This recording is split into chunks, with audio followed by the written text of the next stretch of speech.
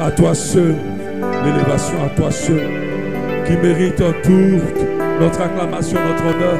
C'est à toi seul que nous donnons tout. Oh Baba, tu reçois les cris de joie sur la terre. Que dans ce lieu on t'adore, que dans ce lieu on t'élève. Prends toute la place, mon Dieu, dans le nom de Jésus. Alléluia. Amen. Nous bénissons le Seigneur parce que cette œuvre est bâtie sur la louange. Amen. Et la louange enfante des choses extraordinaires. La louange amène à l'existence ce qui n'existe pas. Je nous encourage à toujours avoir une vie de louange. Alléluia. Et le moment où on loue vraiment Dieu, c'est le moment où ça ne va pas. Un cœur qui arrive à louer Dieu, c'est un cœur qui a été débarrassé de son fardeau. Un cœur qui arrive à louer Dieu, c'est un cœur qui n'est plus alourdi. Parce que pour louer Dieu, il faut faire un vide dans notre cœur. Alléluia. Il faut laisser notre cœur être rempli des grâces et des bénédictions de Dieu.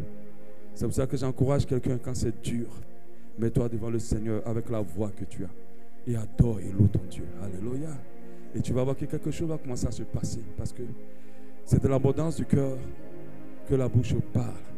Et lorsqu'un cœur, une bouche commence à louer Dieu, pour qu'elle arrive à cette dimension de louange, il faut que le cœur s'abonde de louange. Alléluia. Et c'est pour cela qu'il faut exercer notre cœur et notre bouche à se connecter ensemble pour louer notre Dieu. Que Dieu te donne la capacité de le louer. Alléluia. Notre ministère est basé sur la louange. Alléluia. Et nous savons que notre Dieu siège dans la louange. Dans ma méditation d'hier ou d'aujourd'hui, je ne sais pas lequel des jours, la louange a été beaucoup utilisée comme arme de victoire. Alléluia. Pour remporter la victoire par le peuple juif. À des moments, le Seigneur leur demandait de louer pendant qu'ils doivent aller en combat. Et c'est lorsqu'ils louaient qu'ils remportaient la victoire. Alléluia. Donc j'aimerais encourager quelqu'un à s'habituer à louer Dieu et à exprimer son cœur dans la louange. Amen. Que Dieu nous bénisse et Dieu vous bénisse aussi. Amen. Je vous salue tous dans le nom puissant de notre Seigneur Jésus. Merci aux chantes. Vous êtes extraordinaires et que Dieu double la portion d'onction qu'il a sur vos vies. Alléluia. Amen. Et que vos ministères amènent énormément de personnes au ciel. Alléluia. Et délivrent beaucoup de captifs au nom de Jésus. Et que ce que Dieu a mis en vous soit connu dans ce monde et soit connu dans le ciel au nom de Jésus. Amen. Aujourd'hui, on va commencer une petite série d'enseignements d'un message qui fâche un peu. Alléluia. Mais il faut l'enseigner quand même. Parce que dans la parole, dans l'œuvre de Dieu, il faut parler de tout ce qui nous aidera à nous rapprocher du Seigneur. Alléluia. Je vais prendre le contrôle de ta parole et permets-moi de la donner avec un cœur rempli d'amour, un cœur rempli d'humilité et que tout ce que je transmets soit vraiment en phase avec ce qui est juste. Papa, je ne vais pas enseigner quelque chose que tu n'as pas dit. Je ne vais pas enseigner quelque chose qui n'est pas en accord avec ta pensée. Je sais que tes pensées sont loin des miennes, Père, mais en ce moment-là, que seules tes pensées s'expriment dans cet enseignement au nom de Jésus. Et que tout le cœur en ce lieu et tout le cœur en ligne qui vont suivre ce programme, même après en différé, soient disposés à recevoir ta vérité. Tu as dit dans ta parole, tu nous as dit plutôt, tu m'as dit personnellement que la vérité ne détruit jamais rien. Elle arrange toujours. Et je crois qu'elle va remettre les choses à la place dans le cœur de tes enfants. Merci Jésus. Merci encore pour tes enfants qui se sont déplacés, pas pour m'entendre, mais pour t'entendre toi. Ces enfants qui ont soif de toi au nom de Jésus. Amen. Nous bénissons le Seigneur parce qu'il a permis ce jour-là. Alléluia. Amen. Vous savez, le rôle de la louange, je ne sais pas pourquoi j'insiste dessus. Elle nous permet de connaître Dieu, mais elle nous permet aussi de nous décharger de nos fardeaux. Alléluia. Que ces temps de louange, au nom de Jésus, enlève tout fardeau dans ton cœur et te permet d'être léger dans cette présence. Alléluia. Amen. Que Dieu soit loué. Qui aime Jésus comme moi? Amen. Alléluia. J'aime tellement Jésus. Alléluia. Amen. Ma femme sait que si elle se noie et que Jésus se noie, je vais la laisser dans l'eau et sauver Jésus. Alléluia. Et elle va me comprendre. Elle va dire, sauve-le d'abord. Alléluia. Parce qu'elle aime Jésus. Amen. Amen. Bon, c'est Jésus qui nous sauve. Hein. Son nom même, ça veut dire Dieu qui sauve. Alléluia. Aujourd'hui, j'aborde une série d'enseignements. J'espère vraiment pouvoir la terminer ce mois-ci. Alléluia. Et un enseignement qui fâche un peu, mais Dieu m'a dit, il faut que tu en parles. Et je vous assure que ce n'est pas un enseignement pour dire que je suis meilleur, que les autres sont mauvais. Ce n'est pas un enseignement pour dire que pour juger, pour condamner. C'est un enseignement vraiment que le Seigneur met dans mon cœur. Il me l'a mis depuis près d'un mois. Et je me suis dit, il faut que j'en parle. Alléluia. Le thème, c'est le kit du faux prophète. Le kit du faux prophète. Le kit du faux prophète. Aujourd'hui, on va voir l'un des kits du faux prophète. Alléluia. Nous allons ensemble prendre le Matthieu 7, 15. Kit, on sait tout ce que ça veut dire, un kit. Hein? Alléluia. Le kit du faux prophète.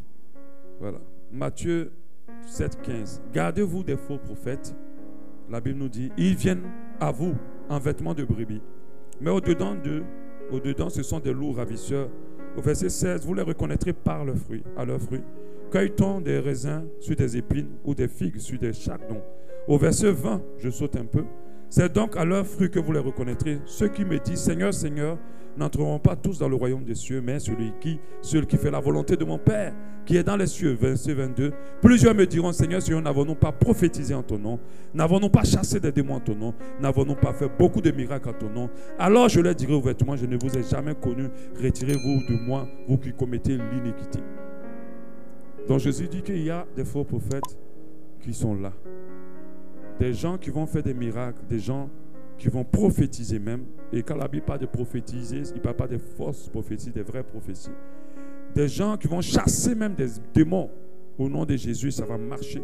Qui vont opérer des miracles, mais la Bible dit que Jésus dit, parce que c'est Jésus qui parle, il dit que ce sont des faux prophètes qui ne les a pas connus. Matthieu 13, 22 nous dit, car il s'élèvera de faux Christ et de faux prophètes. Ils feront des prodiges et des miracles pour séduire les élus, s'il était possible. Il a dit au verset 23, soyez sur vos gardes, je vous ai tout annoncé d'avance.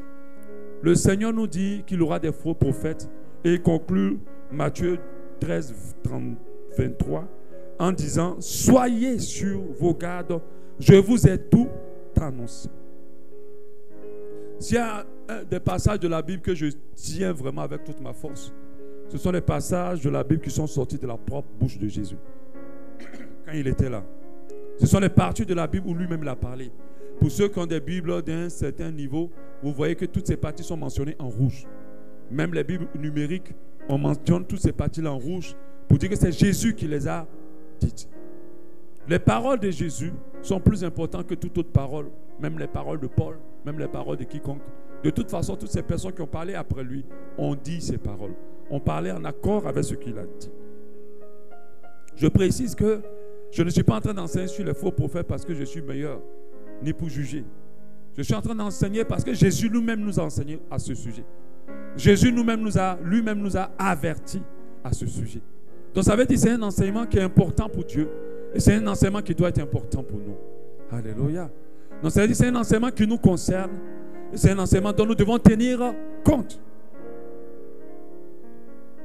Dans ces temps de la fin où on est dans une période où le monde va bientôt terminer, il n'y a pas plus de message important que le message sur les faux prophètes. Si je pose la question à n'importe qui, même à quelqu'un qui n'est pas chrétien, ils savent tous qu'on est dans une saison où les faux prophètes pullulent tous les jours. Quand vous tapez sur Internet faux prophètes, vous n'avez pas une page de Google, vous avez des millions de pages de Google qui s'affichent. Ça veut dire qu'on est dans la saison des faux prophètes. En même temps, cette saison s'allie à la saison des temps de la fin. Alléluia. Jésus nous a mis en garde contre des types de personnes qui vont infiltrer l'église et que le diable va utiliser pour nous dérouter. Que le diable va utiliser pour empêcher l'accès au ciel à beaucoup de personnes. Que le diable va utiliser pour détruire. Parce que même sur la terre, ces hommes-là détruisent beaucoup de vies. Et je vous assure, ne pas vous enseigner là-dessus, c'est une grave erreur. Vous donner cet enseignement, c'est vous donner quelque chose qui va être salutaire pour vous. C'est lorsque on éduque nos enfants, l'une des premières choses qu'on apprend à nos enfants, si quelqu'un t'appelle dehors et qu'il te présente même les bonbons et quoi que ce soit, si tu ne le connais pas, qu'est-ce qu'on lui dit? On lui dit quoi? Nous, on ne disait pas refuser, on dit fuis. Nous, nos parents ne disent même pas de refuser. Parce que tu es tout petit, il peut te prendre. Nos parents disaient tu fuis. Mais cette petite mise en garde a sauvé beaucoup d'enfants. Ça a sauvé énormément d'enfants. Récemment, l'année passée, mes filles, elles étaient en bas de l'escalier, elles attendaient la nounou pour qu'elle descende. Moi, je n'étais pas là, ma femme n'était pas là. Et un monsieur a garé avec une femme. Elle dit, vos parents ont demandé à ce qu'on vous dépose à l'école. Et l'autre a voulu monter. Oui, oui, mais allons-y. Et puis la maman, non, maman nous a dit qu'on ne connaît pas, il ne faut pas monter. Et c'est comme ça, elles ont remonté l'escalier. Si on ne les avait jamais dit ça, elles se seraient montées. Heureusement qu'elles étaient à deux. Parce qu'on peut donner un avertissement à l'enfant. Mais l'avertissement est salutaire pour l'enfant si l'enfant l'écoute. Alléluia. Cette parole sur les faux prophètes, c'est la même chose que Dieu nous dit. Malheureusement, les gens, ces faux prophètes pullulent actuellement. Et malheureusement au sein de l'Église. Et encore plus malheureusement, ce sont les plus connus et les plus populaires. Encore plus malheureusement, ce sont ceux-là qui engagent le plus de monde. Imagine le nombre de personnes qui iront en enfer à cause de lui.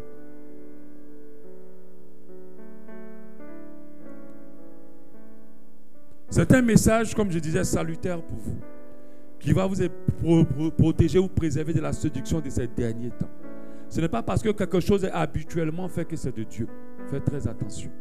Ce n'est pas parce que quelque chose marche aussi que c'est de Dieu. Il y a des choses qui peuvent marcher mais qui ne sont pas de Dieu. Parce que si c'est que les choses de Dieu qui marchaient, les païens n'auraient pas prospéré. Alléluia. Matthieu 24, 11 dit, plusieurs faux prophètes s'élèveront. Ils séduiront beaucoup de gens. Au verset 12. Et parce que l'iniquité se sera accrue, la charité de plus en grand nombre se refroidira. Mais celui qui persévérera jusqu'à la fin sera sauvé. L'un des obstacles au ciel des enfants de Dieu, c'est les faux prophètes. L'une des choses qui va empêcher certains de connaître Dieu et de rentrer dans le salut, c'est les faux prophètes. Le kit des faux prophètes. Voilà mon terme aujourd'hui. Un kit, c'est un ensemble d'outils, d'objets qu'on utilise pour un but précis. Les femmes qui sont dans le make-up, on a le kit make-up. Vous avez une trousse, il y a pas mal de choses à l'intérieur. On va parler plutôt pour nous qui sommes des hommes, le kit de bricolage. Vous avez un kit avec pas mal de choses pour le bricolage à l'intérieur qui vont vous aider à bricoler ou pour le make-up pour vous aider pour avoir les bases de la beauté. Alléluia. Les faux prophètes ont tous un kit commun. Ça, ils utilisent presque les mêmes choses pour manifester ou pour agir dans leur fausseté de ministère, pour tromper, exploiter le peuple de Dieu. Et ce n'est pas un message qu'on aime enseigner. J'ai mis quelques pensées du message sur ma page Facebook. Et puis il y a de mes amis pasteurs qui se moquent de moi. Il m'a dit, toi là, j'ai risque de t'acheter un gilet par balle. Parce que ce que tu es en train d'enseigner, c'est dangereux. Tu es en train de gâter, comme encore du vent dit, tu mets le sable dans la nourriture de plusieurs. Alléluia. Mais je ne le fais pas pour eux. Je le fais pour les âmes que je ne veux pas voir aller en enfer. Eux ne m'intéressent pas. Moi, si tu veux te perdre, perds-toi seul. Mais ne perds pas le peuple de Dieu. C'est à ce moment-là, c'est au niveau-là qu'il y a parfois des problèmes avec des gens. Tu veux venir faire des bêtises, fais tes bêtises seul. Mais n'emporte pas les gens à l'intérieur. Parce qu'une âme, la Bible dit qu'une seule qui se convertit, il y a une boum au ciel. Tout un ciel se réjouit pour une personne sauvée. Ça veut dire que chacune de nos vies a une grande valeur aux yeux de Dieu. Alléluia. Si un ministère de faux prophète a pu enlever une seule personne, c'est une grande déception dans le ciel. Une seule personne des voix du Seigneur. Combien de personnes sont découragées et ne veulent plus venir à l'église à cause des faux prophètes?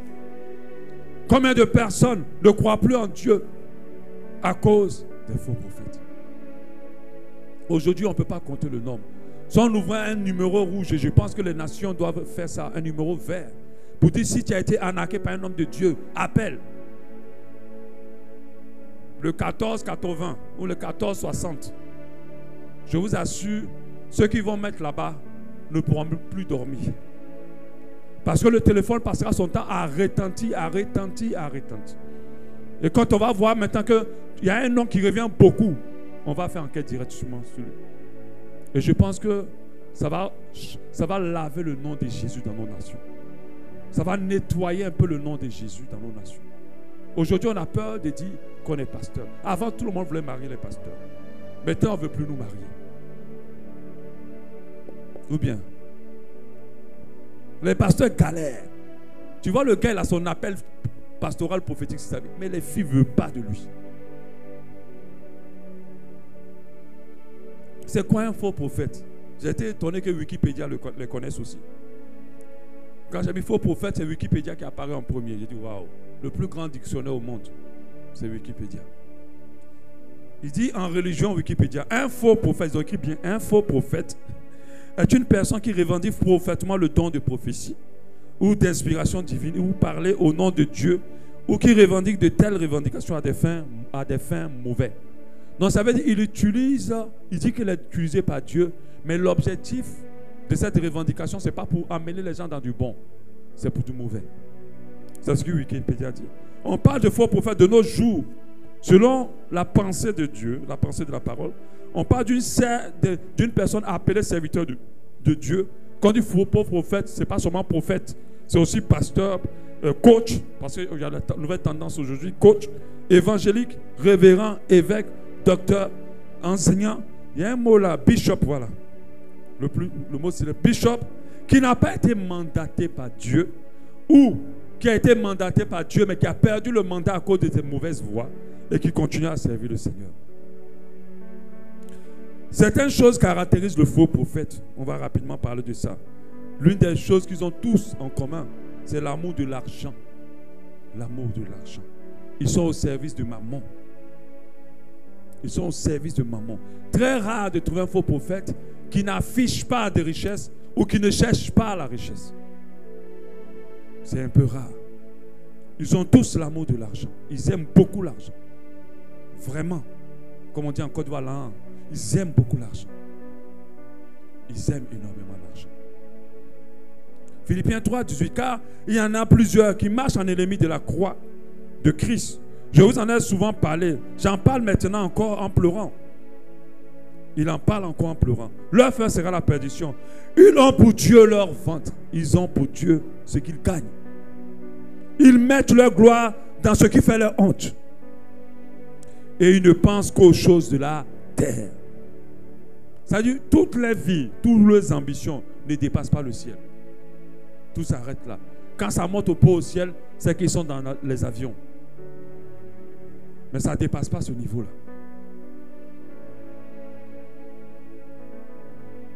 L'amour de la célébrité, une deuxième caractéristique, c'est de la gloire personnelle.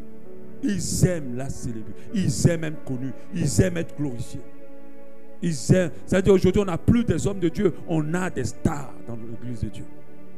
Clairement, avec tout un personnel branding. Bon, pour ceux qui sont un peu dans le métier de la communication. Avec tout un personnel grand branding. Un community manager. Tout ça. Une brigade de maquilleurs. Exactement comme les stars du monde.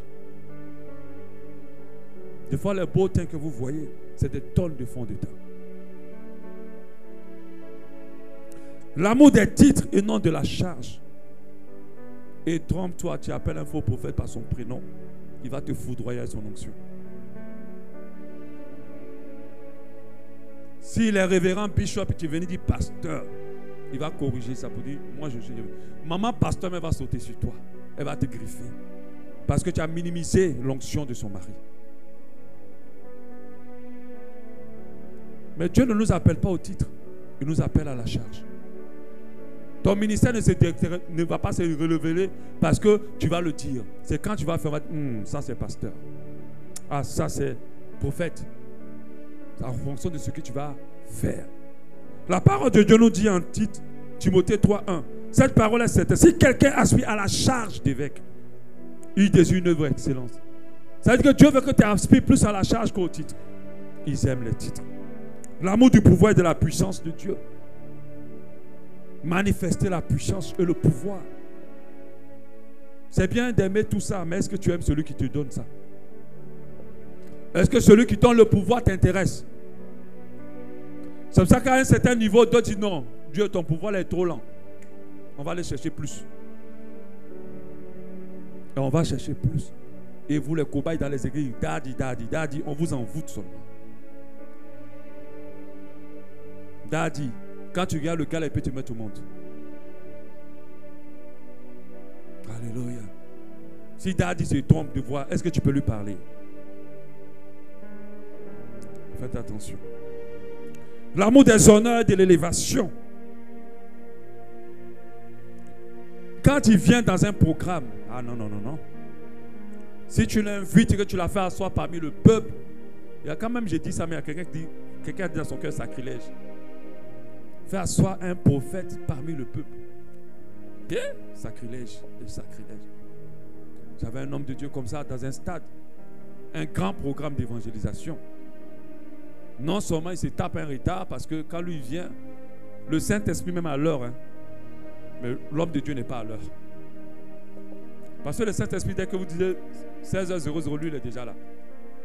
Il ne commence pas à se manifester quand l'homme de Dieu vient. C'est une erreur. L'Esprit de Dieu est réglo. Là, en ce moment, il y a 2 personnes qui sont arrêtées. Vous l'invitez, mais pas lui, il est déjà là. C'est ce que la parole de Dieu dit. Et le monsieur vient en retard. Quand il vient en retard, on lui donne une place en bas parce que les places d'honneur sont occupées. Il a dit niet. Il a montré, il dit c'est là qu'il veut s'asseoir sur la scène avec les autres pasteurs. On lui a dit non, tu es venu en retard. C'est pas... Il a pris tout son protocole de le repartir. On a méprisé l'onction de l'homme de Dieu. Et puis le Saint-Esprit est resté, toi tu es parti. Donc qui t'a accompagné? Tu es parti avec quoi en fait? Parce que celui qui méprise Saint-Esprit, là, c'est le Saint-Esprit qui est parti en premier. Mais celui dont tu dis que tu es de lui, il est resté. Si moi je dis accompagne-moi quelque part, tu es mon petit. Et puis toi tu t'es fâché, tu dis on m'a méprisé, tu t'en vas. Mais tu as un problème. Tant que moi je suis là, tu restes là. Même si on te frustre, comment tu restes avec moi? Amen. Les honneurs et l'élévation. Et la Bible parle des scribes et les pharisiens. C'est du pharisianisme. Ils aimaient les places, les beaux vêtements et les vêtements. Attachés aux choses de la terre plus qu'aux choses d'en haut. Tu vas rarement voir la vision d'un faux prophète parler d'amener les gens au ciel. Tu vas voir rarement l'espérance d'un faux prophète, c'est de se préparer au retour. Il ne parlera pas de ça. On vous parlera que des choses de la terre. On vous parlera comment percer, comment avoir le mariage glorieux. Ce n'est pas mauvais. Mais si on ne vous prépare pas au ciel, on vous trompe, on vous séduit. Si on ne vous prépare pas pour les choses d'en haut, on est en train de vous tromper. Colossiens 3:1. Si donc vous êtes ressuscité en Christ, cherchez les choses d'en haut. Si vous êtes sûr que Jésus, tu as fait l'expérience de Jésus, la parole de Dieu dit cherche les choses d'en haut. Où Christ est assis à la droite de Dieu.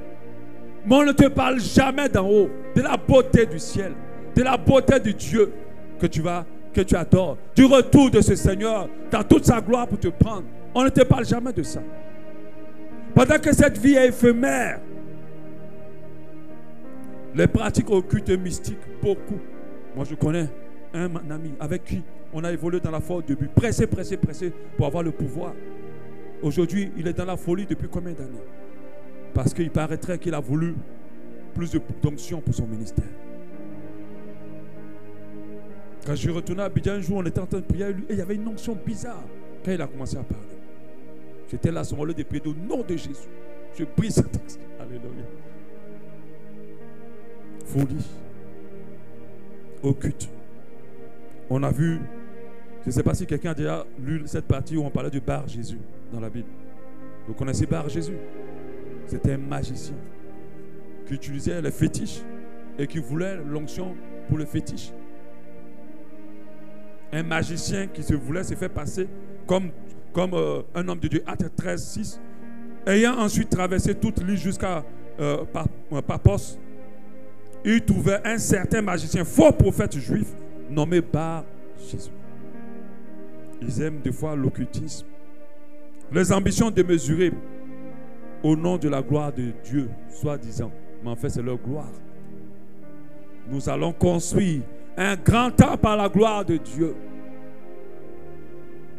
Et le peuple de Dieu est dépouillé. Pendant que le peuple de Dieu est dépouillé, maman pasteur change de niveau, papa pasteur change de niveau. Il construit les maisons, il voyage dans 1000 avions. Qui vous a dit que Dieu est glorifié avec les choses de la terre? Allez-y juste à Port-Gentil, regardez la mer et Dieu est glorifié. Quand vous regardez comment elle est et comment elle fonctionne, quand vous regardez la beauté, montez seulement quand vous prenez l'avion, regardez seulement le sol et vous voyez la gloire de Dieu. Montez dans les cieux Quand vous êtes dans l'avion, rien que quand vous regardez le niveau avec le nuage, Dieu est glorifié. Ce n'est pas un temple qui va glorifier Dieu. Dis que tu veux faire un temple pour avoir le vrai nom, avoir plus de monde, attirer. Parce que toute entreprise doit être grande pour attirer davantage. Mais on fait plusieurs choses à la gloire, soi-disant. Mais ce n'est pas Dieu qui est glorifié. Parce que plus ces choses sont réalisées, c'est toi, ton cœur qui commence à changer. Parce que vous savez qu'est-ce qui nous rend orgueilleux? C'est la gloire, qui n'est pas à nous. Parce que toute la gloire revient à Dieu. L'orgueil, la suffisance et la complexité dans le caractère.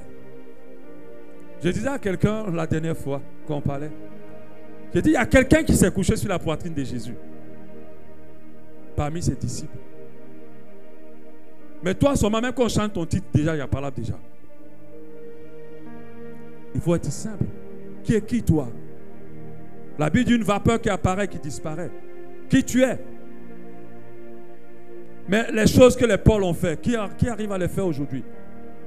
Les choses que Élie ont fait. Mais quand tu vois leur fin, comment ils ont été, on les a attrapés, simplement on les a tués. Je suis en train de lire un livre que je n'ai pas encore terminé. Le monsieur parlait du ministère de Jean-Baptiste. Mais ce que Jean-Baptiste était, il avait l'onction d'Élie. Mais un petit roi l'a décapité. En un rien de temps. Celui qui a mis Jésus dans l'eau. Est-ce qu'il y a quelqu'un de plus grand que lui? Est-ce qu'il y a un prophète qui peut atteindre le niveau de Jean-Baptiste? Lui, il a mis Jésus dans l'eau. Alléluia. Qui tu es? La complexité dans le caractère. Il ne faut pas parler comme ça à un homme.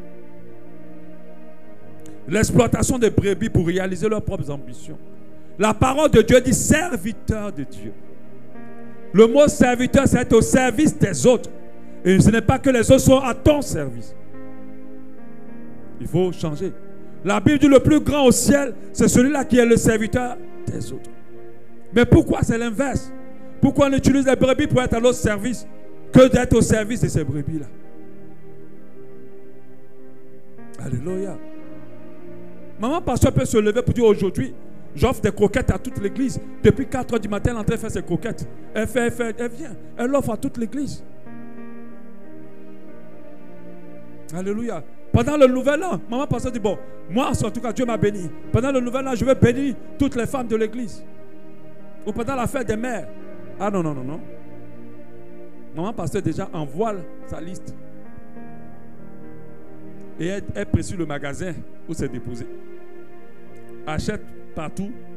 Mais il ne faut pas acheter partout, il faut acheter dans ce magasin-là. Ou un seul article, on ne peut pas dire de 40 000. Alléluia. Acte 20, 29, je sais qu'il s'introduira parmi vous. Après mon départ, Jésus a dit, après mon départ, il y a des gens qui vont rentrer parmi vous. Des loups cruels qui n'épargneront pas le troupeau. Et il s'élèvera au milieu de vous des hommes enseignant des choses pernicieuses pour entraîner les disciples après eux. En fait, leur ministère n'envoie pas les gens à Dieu. Leur ministère envoie les gens derrière eux. C'est pour cela que quand ils font des bêtises, les gens sont toujours derrière eux. Quand ils enseignent les gens dans l'église, il y a toujours des personnes qui croient en eux et qui les suivent. Parce que leur ministère n'envoie pas les gens vers Christ, mais vers eux. Entraînant les disciples après eux. Veuillez donc vous souvenant que durant 3 années, je n'ai cessé nuit et jour d'exhorter avec l'âme. Jésus dit, je vous exhorte avec l'âme, chacun de vous à ces sujets. C'est-à-dire quand le cœur de Dieu saigne, c'est ce que les faux prophètes sont en train de faire dans l'église. Parce qu'il y a beaucoup d'innocents qui viennent. Ils ont été touchés par Jésus, ils aiment Christ. Malheureusement, ils tombent dans les églises qui ne font pas. Un autre élément qui les caractérise, les apparences extravagantes et bling-bling qui ne servent à rien. Si tu veux trouver des habits compliqués qui sont cousus, regarde les faux prophètes. Tu ne sais pas, même les Gucci, les Yves Saint Laurent s'inspirent même d'eux. Et s'il y a des gens qui leur font les recettes, ce sont eux. Toi, tu vois la même chemise. Mais tu penses que la chemise, c'est quoi? Un jour, j'ai parlé à un ami pasteur, mais il parlait de la chemise d'un, bon, je n'ai pas dit un faux prophète, mais d'un homme de Dieu. La même chemise coûtait $1200. Une chemise blanche, toute simple. $1200, c'est pratiquement combien? Près de 600 000, 600, 700 000. Une chemise. Quand vous voyez, on dit Gucci là. Quand on vous dit sac Gucci, Ça, Gucci, là, peut régler le problème de quelqu'un toute une année. Mais maman pasteur a 20. Elle a 20. Elle a assis encore, puis je dois encore donner. Ah, les chrétiens, où vous avez mis vos cerveaux? Moi, si je te vois ça, Gucci, tu n'as même pas bouffé un de mes 5 francs. C'est fini. Mon 5 francs ne va pas tomber dans ta bouche. Tu faut vendre ça, Gucci, là, tu vas te faire offrande toi-même. Mais toi, tu as la même sac. Les Gucci trafiqués de mon boîte. Tu prends ça. Tu viens avec ça. Tu as payé ça à 1500. Et tu es avec ça. Le peu de miel qui est dedans, tu en as encore pour donner à Gucci de maman pasteur qui coûte combien de millions? L'extravagance. J'ai moi quand je regarde les habits, je dis, ah mais attends, c'est Dieu qui le montre en songe ces vêtements là ou quoi? Compliqué. Avec des matières que je n'ai jamais vues. Coiffe de maman pasteur. C'est juste maquillage, make-up. Et tu vois des gens. Il y a une chose qui m'a un peu choqué, c'est les ceintures. Le ceinture qui fait le 2C là. C'est comment? Quand on porte, ça fait 2C comme ça. Hein? Coco Chanel. Vous savez ce que c'est ça? Hein? Ça fait 2 trucs renversés comme ça. 2C ou 2G ou 2 quoi. Elle te tape ça comme ça au milieu. Eh Jésus, on fait la publicité des homosexuels dans l'église. Ces personnes-là, c'est le diable qui les a inspirés. Si tu ne portes pas la ceinture là, tu ne vas pas mourir. L'onction ne va pas te fuir. Nous ne pouvons pas être des mannequins ou faire la publicité des gens qui ne glorifient pas Dieu. Si tu portes un Gucci, qu'il faut qu'il soit un Gucci, si ça ne t'a plu vraiment et que c'est ce qui te plaît, que Dieu t'a donné le moyen, il faut qu'il soit discret. Mais il ne faut pas qu'on voit Gucci comme ça. Donc ça veut dire que tu les approuves. C'est quand même bizarre. Hein? Peut-être que c'est moi qui ai un problème. Hein? Mais c'est bizarre. L'extravagance. On s'habille dans un esprit d'orgueil. On ne s'habille pas simplement. Parce qu'on va dire non, si tu es simple, les gens vont te mépriser. Mais j'aimerais te dire quelque chose. Pour que Dieu te lève, il faut qu'on te méprise. Plus on te méprise, alors tu seras élevé. Et quand je parle d'élévation, je ne parle pas d'élévation des hommes. Tu n'as pas roulé dans des voici derniers cris et puis en train de souffrir. Récemment, j'étais sur Internet et j'ai vu, je ne sais pas si c'est une Mercedes, Maybach. C'est quelle marque? C'est Mercedes? C'est Mercedes. Waouh, l'intérieur. Ah, je ne comprends pas pourquoi les gens deviennent faux prophètes. Waouh. Regarde les boutons. Même quand tu touches les boutons te massent. Regarde le fauteuil. Maybach. Moi, je ne connaissais pas la voiture là.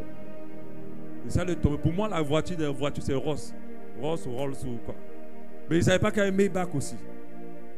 Mais quand vous voyez la voiture, mon frère, toi-même, l'onction te traverse. Le monde attrayant, le monde est attrayant. C'est vraiment attrayant. Et quand on vend ces voitures dans les salons de voitures, les femmes qu'on met à côté, mon frère, il ne faut pas aller avec ta carte bleue là-bas. Tu dis que tu fais une folie. Pour vendre les voitures là, ça ne ment pas. Je comprends. Le confort, j'avais enseigné dessus. Ça va mener beaucoup en enfer. Malheureusement. Mais quand je regarde le Maybach, je sais que mon ciel est plus beau que ça.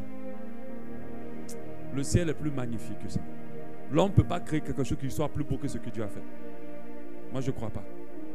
Voilà. Si tu as vu le ciel avec tes yeux, tu as regardé Maybach là même, comme si ça va te servir même pour mettre le charbon dedans pour cuisiner ta nourriture. Tous les gens qui ont goûté le ciel ont dit Jésus ne me ramène plus. Et tous ceux qui ont témoigné, ils disent je ne veux plus revenir. Garde-moi en même temps ici. Non, je suis venu te faire voir pour repartir. Non, garde-moi. Il n'y a rien de bon. Il dit quand il vient, il regarde la terre, elle est sale. Vanité des vanités. Mais tout va dépendre du cœur. Parlons maintenant du kit des faux prophètes. Je vais parler de 12 éléments, on parlera d'un seul. Mais j'aimerais te faire comprendre que un des principaux objectifs des faux prophètes, c'est s'amasser beaucoup d'argent.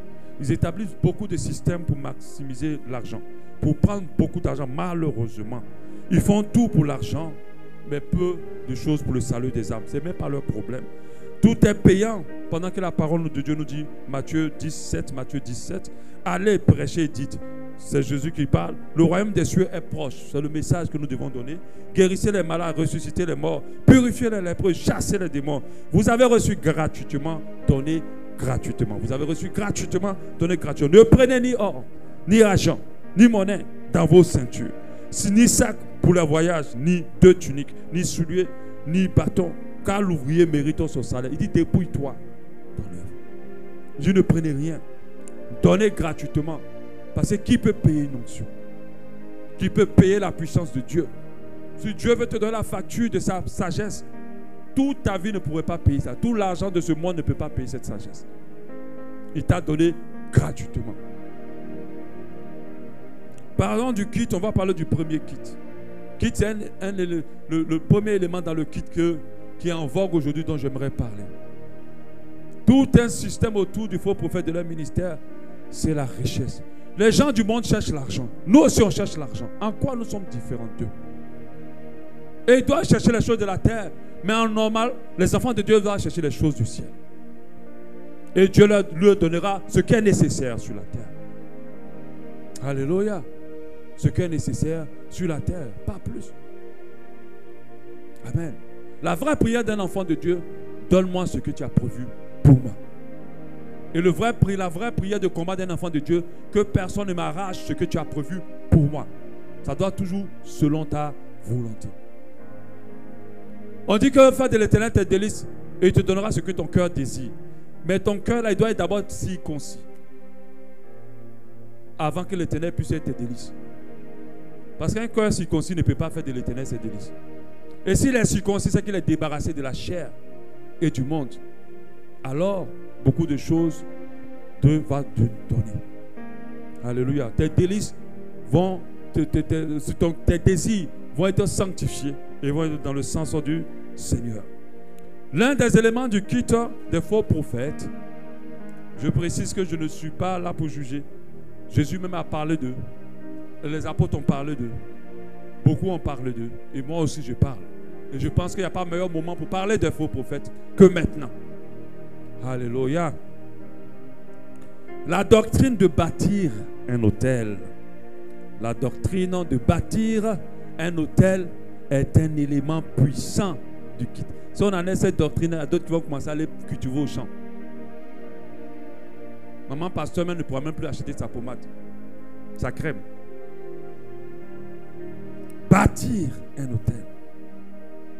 À chaque fois qu'on te parle de bâtir un autel à l'Éternel, pour que Dieu puisse te bénir, on te trompe et on te pousse à pécher gravement. Et je vais t'expliquer pourquoi.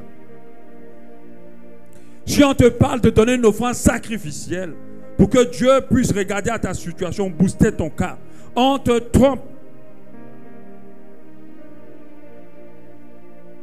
On te trompe. Je n'ai pas dit que bâtir un autel, l'offrande sacrificielle ne marcherait pas. J'ai dit dès le début, ce n'est pas tout ce qui marche qui est de Dieu. La preuve, ils ont guéri, ils ont fait des miracles. Et puis Dieu dit, je ne vous ai point connu. On te trompe, on t'exploite. On te pousse à commettre une grave erreur. Je sais que certains sont un peu choqués parce que cette histoire de bâtir l'autel, c'est depuis qu'ils sont chrétiens et c'est dans leur vie. Mais tu vas comprendre, si ton cœur est vraiment disposé à la vérité, ce que je suis en train de te dire, ça va rentrer dans ton cœur. Moi, ce qui m'a amené à Christ, c'est parce que je voulais la vérité. Né dans une famille musulmane, je cherchais la vérité. Alléluia. Je ne cherchais pas à suivre un homme. Je ne cherchais pas ma vérité. Je cherchais ce qui était juste. Et quand j'ai trouvé la vérité, j'ai su que c'était elle. Parce qu'elle m'a permis d'être meilleur. Elle m'a détaché du monde, qui est une source de souffrance pour beaucoup. Alléluia. Mais tu vas comprendre si ton cœur est disposé à la vérité. Au temps de la grâce, nous sommes dans une saison actuelle qu'on appelle le temps de la grâce. Le temps de la grâce, pour bien comprendre, on ne veut pas du Nouveau Testament.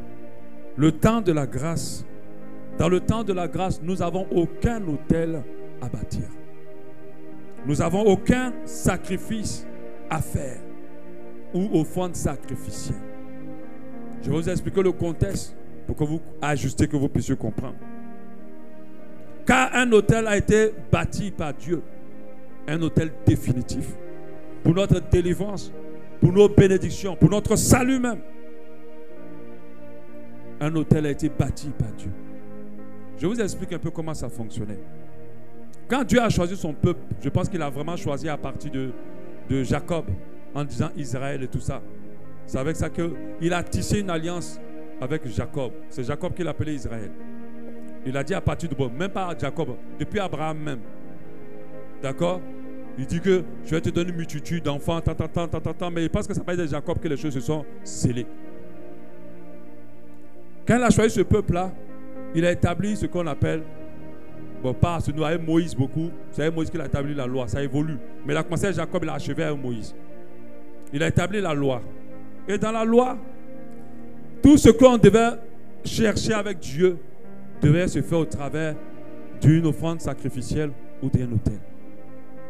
Si vous voulez que Dieu intervienne en votre faveur, vous devez bâtir un autel et faire un sacrifice. Ou bien faire une offrande sacrificielle. Et les gens ne faisaient que ça. Et il y avait des montagnes où ils devaient aller, il y avait des lieux qui pouvaient le faire. Ils devaient même se déplacer pour aller le faire. Et ça, c'était dans leurs habitudes, dans leurs coutumes. Mais en fait, ce qui se passait, c'était l'ombre des choses à venir. C'est pour ça que quand vous prenez l'histoire d'Abraham, qui a pris son fils Isaac et qui allait essayer de le sacrifier, et que Dieu a donné à la fin un bélier, tout ça, c'est l'histoire de Jésus. Toutes les histoires dans la Bible sont le reflet de Jésus. Noé, Jésus. Alléluia. Noé, Jésus. Adam, Dieu m'appelle, la parole de Dieu appelle Jésus le second Adam. Adam, c'est Jésus. C'est par lui qui va naître une autre génération. Alléluia. Vous prenez David, Goliath. David, c'est Jésus. Il est venu terrasser la mort. C'est toujours Jésus. Joseph, c'est Jésus. Eux tous, Moïse même lui-même, c'est encore Jésus encore plus gravement. Parce que lui, il a sorti le peuple de Dieu d'Égypte pour l'amener à la terre promise. Jésus vient nous sortir du monde pour nous amener dans ce qu'on appelle la nouvelle Jérusalem. En fait, toutes les histoires de l'Ancien Testament ont que de la valeur lorsqu'il parle de Jésus. Alléluia. Même quand il y avait l'ange de la mort au temps de Noé qui a épargné les premiers-nés, c'est la marque de Jésus sur nos vies qui va nous épargner de la mort. Tout l'Ancien Testament, que ce soit Esther, que ce soit quiconque, que ce soit les différents rois, Jésus est aussi roi. C'est Jésus. C'est pour ça qu'on l'appelle le lion de la tribu de Juda, pendant que lui n'était pas là au temps de Juda. Alléluia. On l'appelle fils de David, pendant que il avait bien avant David, même s'il existait bien avant David. Alléluia. Nous devons comprendre que quand Dieu a vu tout ça, il a dit les sacrifices, je vois que les gens ne s'en sortent pas. Ils ont mis tout leur cœur dans le sacrifice que de mettre leur cœur dans l'obéissance. Ils ont commencé à maintenant à vivre n'importe comment pourvu qu'ils fassent des sacrifices. Or, les sacrifices, ce n'est pas ce que Dieu aime. Il dit que vos béliers, vos quoi là, ça ne m'intéresse pas. L'obéissance vaut mieux que les sacrifices. Il dit, je préfère que vous devenez obéissants que de me demander tout le temps les béliers. Il dit, est-ce que je prends plaisir à tout ça? Moi, ce qui m'intéresse, c'est votre vie changer. Mais la vie que ça ne marchait pas. Il a dit, alors je vais faire un sacrifice ultime. C'est le sacrifice de Jésus. Il a apporté l'agneau sans tache ni ride. Et qu'il a fait sur un autel, un seul, une bonne fois pour toutes. Dans le sacrifice à la croix, il y a tout. Si tu veux une autre dimension dans ta vie professionnelle, c'est dans l'autel du sacrifice à la croix. Tu n'as pas besoin de bâtir un autel. Tu n'as pas besoin du tout de bâtir un autel. La parole de Dieu nous dit en Galates 3:13, Galates 3:13, Christ nous a rachetés de la malédiction de la loi. En fait, ce que vous devez comprendre, ceux qui se réfèrent toujours à l'Ancien Testament, à la loi, sont maudits. Pourquoi je dis ça? Parce que dans la loi, il y a les bénédictions et il y a les malédictions.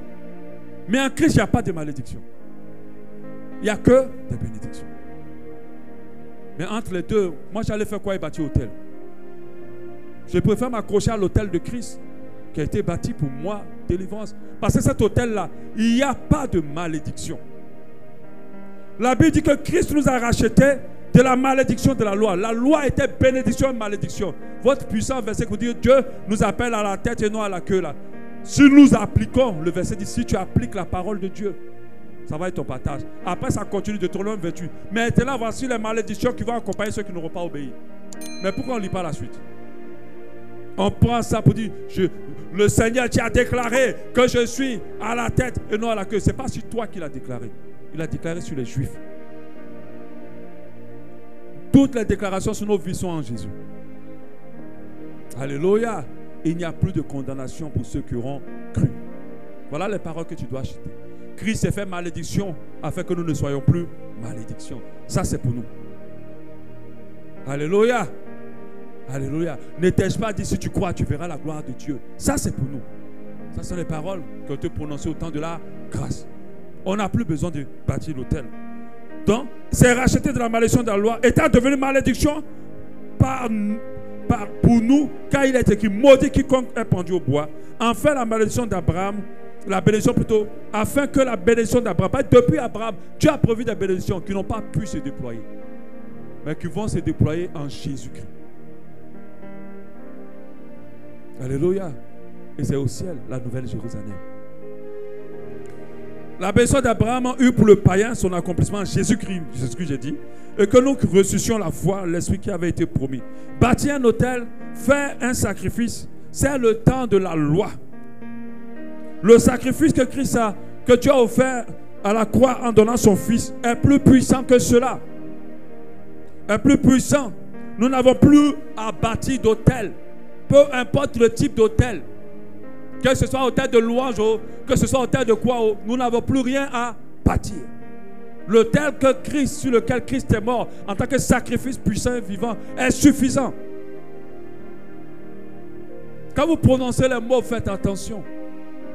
Faites très attention. Car à chaque fois que quelqu'un parle d'autel, de bâtir un autel, il renie l'autel de Christ. Il renie l'autel de Christ. Il entend de dire que l'autel de Christ n'est pas suffisant. Il entend de dire que ce que Christ a fait à la croix là, il manque encore des choses. Moi je vais aider ça. Moi je vais compléter.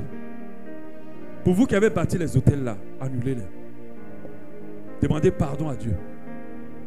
Parce que l'autel de Christ est suffisant. Il renie l'autel de Christ.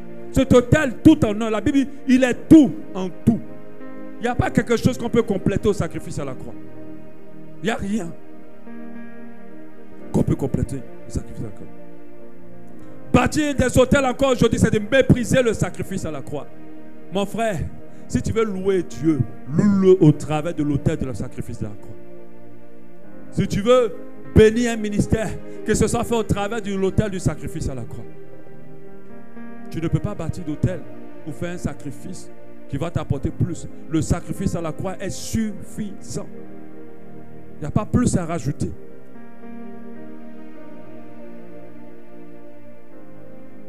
Le corps de Christ, cet agneau, quand il dit corps de Christ, son corps physique est parfait et puissant. C'est un autel puissant. C'est un sacrifice puissant. Et en plus, vous devez comprendre que si nous voulons vraiment pratiquer cette histoire de bâtir autel, on rentre dans la loi. Et la parole de Dieu dit, celui qui rentre dans la loi doit pratiquer entièrement tout. Et puis je vais te dire une chose que tu dois comprendre. Et ça, Dieu me l'a dit, ça m'a touché.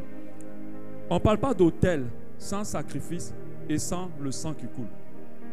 Je ne sais pas à quel moment bâtir autel est devenu l'argent. Quand on dit autel, il faut qu'il y ait quelqu'un qui soit égorgé. Il faut que le sang soit coulé. Il faut que le feu soit mis. Il faut que quelqu'un... C'est pour ça que Christ, son sang a coulé. S'il était resté comme ça, puis il était mort sans que le sang coule, ce n'était pas l'autel. Il fallait que le sang coule. C'est pour ça que la Sainte Seine nous rappelle ça. La chair qui croit consumée par le feu, parce qu'il est parti au sein de l'enfer, aller récupérer la clé du séjour des morts dans le feu, et son sang a coulé. Si tu veux bâtir autel, mon frère, s'il n'y a pas sang qui coule dans tes pieds de 100 millions là, ce n'est pas autel que tu es en train de bâtir, on est en train de t'escroquer. Et il y a une maman en France, parce qu'en France, il y a des hommes de Dieu qui pullulent là-bas, des faux prophètes, il y en a plein. J'ai écouté ça dans le témoin d'un homme de Dieu. Et la maman avait des problèmes. Elle voulait vraiment que l'homme de Dieu l'aide. Et bien sûr, par réflexe, on lui a demandé de bâtir un hôtel. À qui on a déjà demandé de bâtir un hôtel? D'accord. On lui a demandé de bâtir un hôtel. Mais l'homme de Dieu pensait qu'il était intelligent. Il ne connaissait pas la maman blanche là. Ce qui est bien pour les blancs, eux, ils aiment lire. Et je refuse cette parole qui dit que si tu veux cacher les choses aux noirs, il faut mettre dans les livres. Parce que les noirs n'aiment pas lire. Moi, je lis. Alléluia. Donc la maman dit, ok, homme de Dieu, j'ai compris, je dois bâtir hôtel. Elle est rentrée chez elle, une maman blanche. Elle appelle l'homme de Dieu. Elle dit, ah, bon, parmi les animaux, là, les poules, le mouton, le bélier, lequel je prends pour qu'on vienne bâtir l'hôtel. Parce que quand j'ai lu la Bible, j'ai vu que ce sont des choses qu'on donne. Et puis elle m'a dit, non, c'est pas ça. Ça, tu allais trop loin. Fais seulement une enveloppe d'argent. C'est suffisant pour bâtir l'hôtel. La maman a dit, mais non. Dans la Bible, c'était des animaux qu'on tuait. Donc, dis-moi lequel des animaux je dois envoyer pour que, à ton église là, on bâtit l'hôtel que tu m'as dit. Il a senti que il est tombé sur caillou. Il n'est pas tombé sur quelqu'un qui a perdu son cerveau. Parce que vous là, votre cerveau là, vous laissez ça ailleurs. Je dis toujours aux gens, quand on devient chrétien, on ne laisse pas son cerveau à côté. On doit être un chrétien de béret. On doit purifier la parole de Dieu. Si ce que je te dis ne rentre pas dans notre cœur, va faire une étude sur les hôtels et tu viendras me dire que j'ai raison. Ce n'est pas un homme de Dieu ou un enseignement qui doit te dire ce qui est vrai. Va vérifier toi-même pour avoir l'attestation de la part de Dieu. Le voile est déchiré. Tout le monde a accès au lieu saint, au lieu très saint. Ce n'est pas que des privilégiés qui rentrent là-bas. Même toi-même qui balais la salle ici, qui convertit il y a 2 jours, tu peux avoir accès au lieu très saint. Alléluia. Ce n'est pas un homme de Dieu qui va chercher la présence de Dieu pour nous apporter. Tout le monde peut aller la chercher de lui-même. Alléluia. Je sens que vous allez cotiser pour m'acheter un gilet papa. Amen. Et certains savent dans le mangement des gens. Donc la dame a dit, j'envoie quel animal? Le gars est coincé. Non, juste enveloppe d'argent. Non. Hôtel, il faut qu'il y ait du sang coulé. Il faut qu'il y ait un animal tué. Et malheureusement, les mystiques continuent à bâtir des hôtels. Ah oui. Parce qu'ils ne peuvent pas utiliser l'hôtel de Christ. Ça va tout gâter là-bas. Ils ne peuvent pas. Tu ne vas jamais avoir de la puissance dans le domaine mystique tant qu'il n'y a pas quelque chose qui est mort, qui le sang a coulé. Tant qu'il n'y a pas quelqu'un qui est mort dans ta famille ou que son sang a coulé. Vous pensez que je tue beaucoup de gens par accident, pourquoi? C'est le sang, il faut que ça coule. Vous pensez qu'ils te demandent les moutons et tout ça là, pourquoi? Les béliers qui te demandent. C'est pour ça. Parce que c'est un principe divin bâtir un hôtel. Mais sauf qu'on n'a plus à bâtir parce qu'il a bâti un hôtel suprême avec le sang de Jésus et sa chair. Mais eux, ils ne peuvent pas l'utiliser. Ils ne peuvent pas. Ça veut dire que la puissance dans ce monde, le pouvoir dans ce monde a 2 sources. L'hôtel de Christ et l'hôtel du diable. Donc si tu bâtis les hôtels du diable, tu peux avoir des puissances. Mais l'hôtel de Christ est au-dessus de l'hôtel du diable. On te fait des choses dans ta famille. Prends l'hôtel de Dieu contre l'hôtel qu'ils ont mis contre toi. L'hôtel de Christ. Hôtel contre hôtel. Mais notre hôtel là, ce n'est pas d'aller donner 1 milliard pour dire je suis en train de détruire. Invoque l'hôtel de Christ. Et il continue à le faire. Mon frère, quand on te pousse à bâtir des hôtels, on t'amène là-bas. On t'amène de leur camp. Parce que nous, on a un seul hôtel. Là où Christ est mort et ressuscité. Ou là où son sang a coulé. Comment Dieu, pour te guérir, va te demander de l'argent? Le nom de ce Dieu-là sonne dans mon esprit. Il s'appelle Maman. Parce que ce n'est pas notre Dieu qui fait ça. Comment Dieu, pour te lever, il va te demander une enveloppe? Je t'assure, si tu rentres dans l'obéissance, dans l'humilité, le seul secret pour l'élévation, c'est l'humilité. L'humilité précède la gloire. Mais sauf que le problème, c'est que la définition de la gloire est erronée dans l'esprit de plusieurs. Ils pensent que la gloire, c'est le bien du monde. Vous savez ce que c'est que la vraie gloire de Dieu? Vous savez ce que c'est que de dormir dans la grâce de Dieu. Vous savez ce que c'est que d'avoir toute une famille où personne n'est malade. Vous savez c'est quoi ça? Vous savez ce que c'est que de ne rien devoir à personne. Alléluia. Dieu pour te guérir va te demander de l'argent. Toi-même tu as déjà dépensé beaucoup d'argent dans les médicaments et les médecins. Et tu te trouves devant un homme de Dieu qui te dit, tu dois bâtir un hôtel. Ah, ils n'ont pas pitié. Ils n'ont pas pitié. Ils doivent même fouiller leur banque. Parce que tu es assis là, homme de Dieu, avec tes habits bizarres. Tu as 200 millions dans ton compte. Et tu demandes encore aux gens de bâtir un hôtel. C'est méchant quand même. Enlève au moins la dîme de tes 200 millions et aide les gens. Comme tu aimes qu'on donne les dîmes. Aide les gens. Quel Dieu cupide peut nous demander de l'argent pendant que nous sommes en train de souffrir? Quel Dieu cupide peut nous demander de l'argent pendant que nous aspirons à une intervention de sa part? Faites très attention. La parole de Dieu nous pousse à la gratuité, à donner gratuitement. Mais on envoie des gens sur la chair pour dire, vous qui aimez les choses gratuites là, vous les esprits de médiocrité. Non, faites attention. Toi, tu as payé ton onction là où? Va me montrer.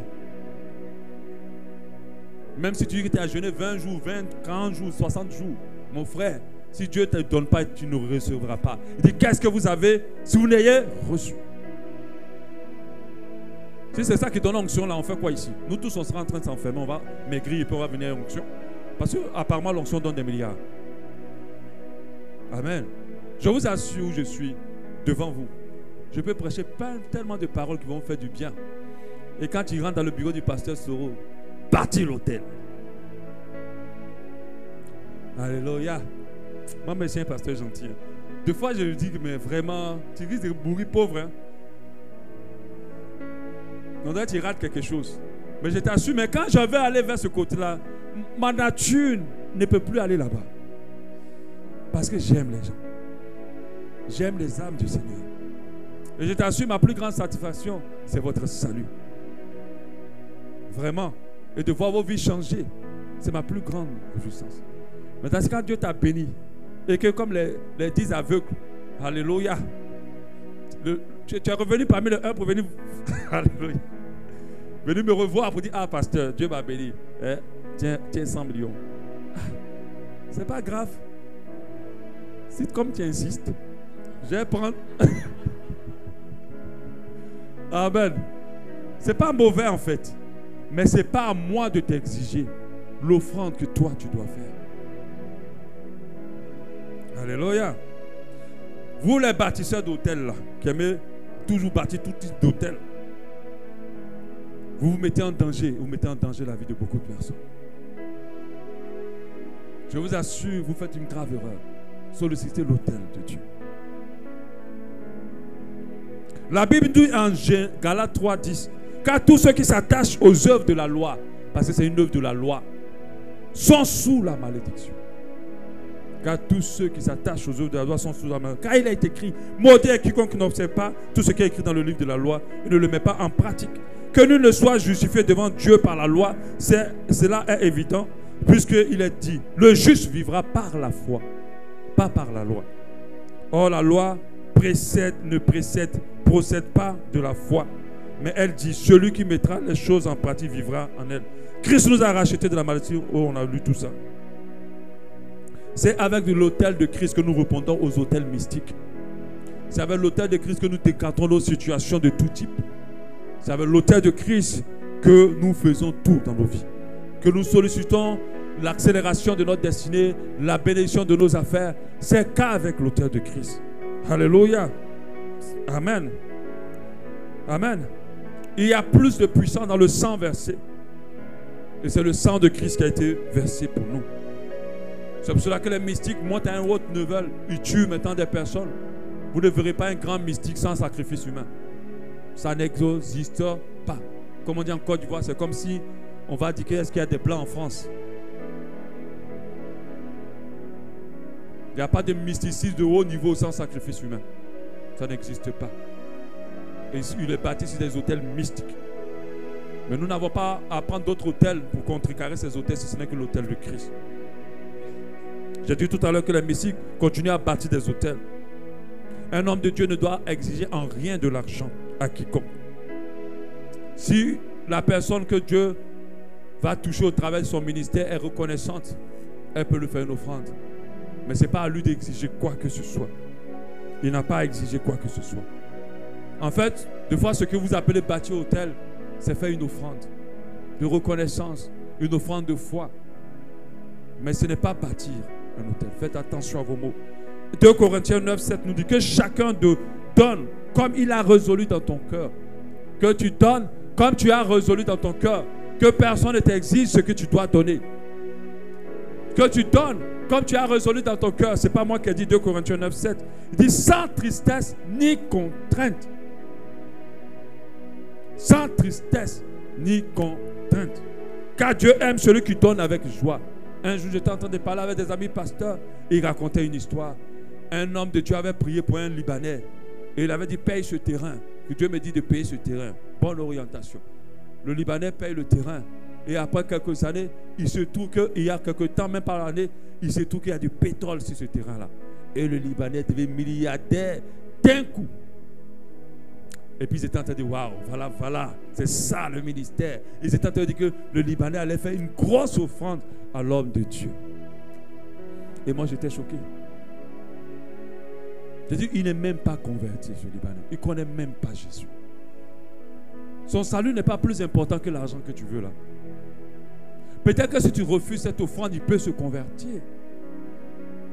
Combien d'hommes de Dieu peuvent résister devant un président qui lui tend une mallette?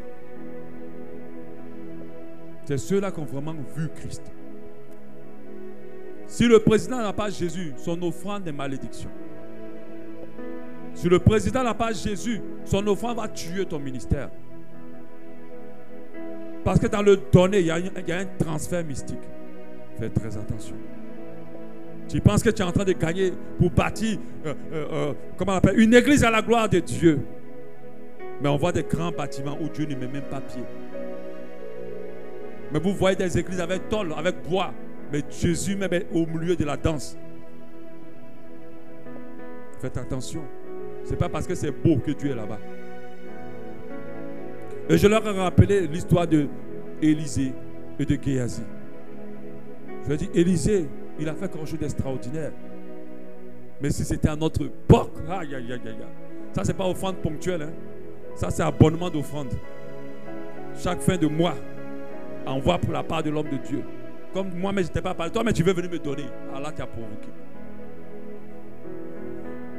Mais Élisée a dit, je ne veux pas. Dieu m'a seulement dit, fais, tu vas être guéri. C'est tout. Ce n'est pas à cause de ce que tu as là que je veux que je suis serviteur de Dieu. Et puis, tu sens que Élisée avait quelque chose dans son esprit. Gagner ce chef d'armée à Christ, à Dieu. Mais Géasi avait sa grosse tête là. Il a couru derrière le gars pour mentir que mon pasteur a dit qu'il faut donner. Et il a pris. Qu'est-ce qui s'est passé? Il a pris la maladie du gars. C'est comme ça qu'on livre des choses à des hommes de Dieu. Faites attention. Celui qui n'a pas encore Christ, ne touchez pas à son offrande. Ne touchez pas à son offrande. C'est une priorité qu'il ait d'abord Jésus avant son offrande. Et cela prouve que vous l'aimez. Alléluia. Fouillez la parole de Dieu de début jusqu'à la fin. Et vous allez comprendre que ce qui est dit est vrai. Bâtir un hôtel, si on retire ça dans le ministère de beaucoup d'hommes de Dieu, leurs ministères n'auront plus de sens. Parce que tout ce qu'ils font, c'est pour amener les âmes à bâtir des hôtels. Mais c'est un esprit de cupidité qui les pousse.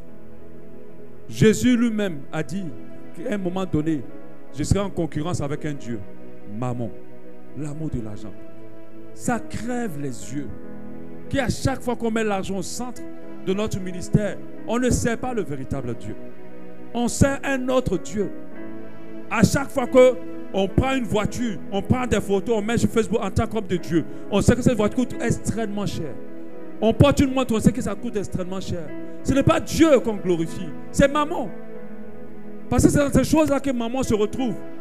Dieu ne se retrouve pas dans le blink du monde. Dieu se retrouve dans sa gloire. Dieu se retrouve dans la simplicité. Il nous a déjà avertis. À chaque fois que tu parles d'argent, sois sur tes gardes. On t'amène vers un autre Dieu. Pas vers le vrai Dieu. Ne bâtissez plus jamais d'autel. L'autel a été déjà bâti et Christ a été sacrifié là-dessus. Son sang a coulé. Si vous êtes touché et que vous voulez prendre un engagement avec Dieu, posez un acte d'offrande. Ça, c'est important. Faites une enveloppe. Homme de Dieu, Dieu me pousse et que ça vienne de vous. Dieu me pousse à te bénir. Parce que vous voyez qu'il a le besoin et vous dites que vous le ressentez dans votre cœur. Et faites-le sans contrainte, sans obligation.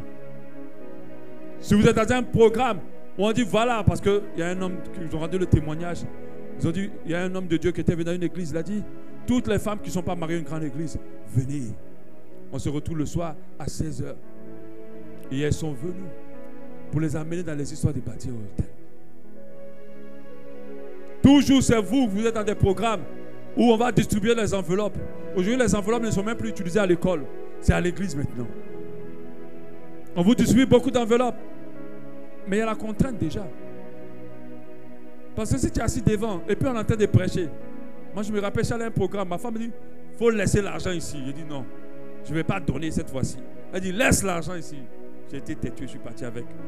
Mais voilà, maintenant tout mon argent est resté dans l'église là. On avait distribué tellement d'enveloppes et j'étais devant. Est-ce que tu ne peux pas prendre? On te voit, tu brilles comme ça, tu es assis à veste, tout ça là. Et puis tu ne prends pas l'enveloppe. Ah, tu as fait comment? Quand tu prends l'argent, tu veux mettre dedans l'argent. Il y a tellement une onction même comme ça.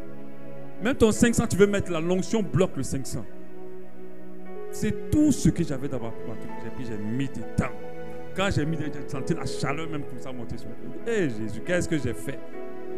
Me voilà comme un mouton maintenant. J'étais déjà crispé.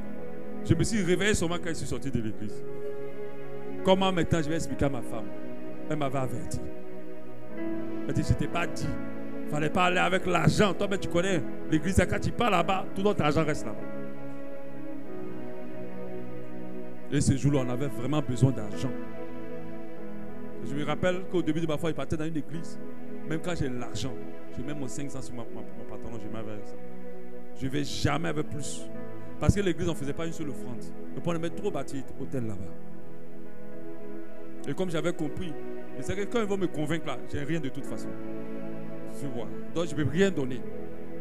Il y a d'autres qui viennent donner leur téléphone, leur montre, leur si. D'autres même viennent jeter clé de voiture. Donc, après il dit, hé, qui m'a envoyé? Qui m'a envoyé? Tu as déjà donné où? Parce que après il va commencer à faire dans le parking. Pendant ma voiture, c'est fini.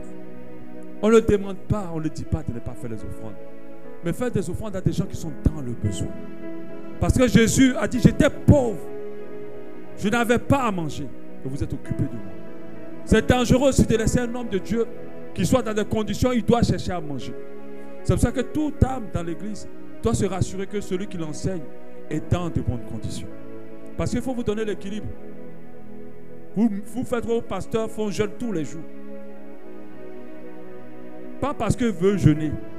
Ils n'ont rien à manger. Vous là, Dieu vous voit. Toi, tu as mangé 1000 poulets chez toi là-bas et tu as même jeté le reste. Et puis ton pasteur jeûne. Vous devez vous soucier de celui qui vous enseigne. Vous devez vous rassurer qu'il est dans ce qu'il faut. Je n'ai pas dit de l'envoyer dans le luxe. Mais quand Dieu vous touche, vous avez un peu, vous enlevez. Vous venez faire offrande. Mais ne le faites pas pour attendre bénédiction à un retour. À chaque fois que vous le faites, dites-le que vous l'avez fait à Christ. Et il va se rappeler de ça. Il va dire, j'avais faim. Je vous assure, hein, moi je faisais ça beaucoup. Des fois même tu donnes 10 000 à quelqu'un. On dirait même qu'il a changé toute sa vie ce jour-là. Il jeûne depuis 2 mois. Il mange un gâteau, il boit un bouilli, il dort. Depuis 2 mois. Mais toi tu ne sais pas que 10 000 va lui faire manger poulet ce soir. Alléluia. Un véritable enfant de Dieu se soucie de comment les autres vont autour de lui. Et surtout de ceux qui l'enseignent dans la parole de Dieu. Parce qu'il faut que je mette cet équilibre-là. Si tu es venu bâtir hôtel aujourd'hui, il faut bâtir ça aujourd'hui. Et puis demain, tu verras. Amen. Bâtis ça aujourd'hui. Alléluia. Non, ne bâtissons plus d'hôtel. Alléluia. On va parler d'un autre kit. Dimanche prochain, je vous assure, venez. L'autre kit, c'est tisser une alliance avec Dieu. Je vais vous parler. Payez-moi le gilet par balle. Hein. Tisser une alliance avec Dieu. Qui a déjà tissé des alliances avec Dieu?